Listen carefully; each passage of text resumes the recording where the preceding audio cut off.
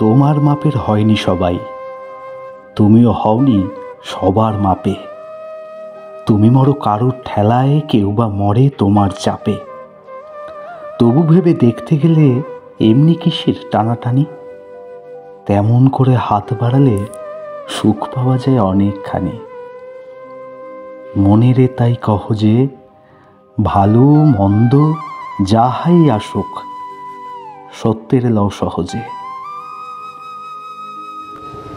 এখন আমরা বিদ্যারূপ ফাউন্ডেশনের তরফ থেকে এসেছি নারায়ণবাবুর কাছে। উনি আমাদের বিদ্যারূপ ফাউন্ডেশনকে পিছিয়ে পড়া মানুষের জন্য কিছু বস্ত্র তুলে দিচ্ছেন আমার হাতে।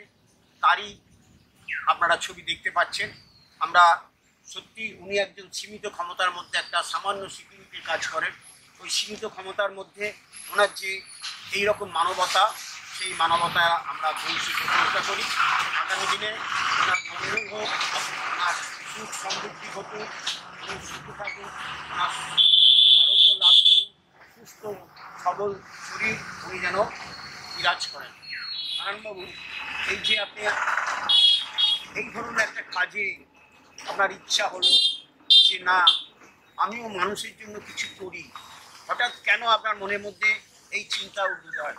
দেখুন, আমাদের পিছিয়ে পড়া মানুষের জন্য আমি একটা সামান্য ব্যক্তি হয়ে যদি তার কিছু করতে পারি, এটা একটা আমার পক্ষ থেকে আমি একটা মনে করি যে আমি একটা ভালো একটা কাজ করলাম।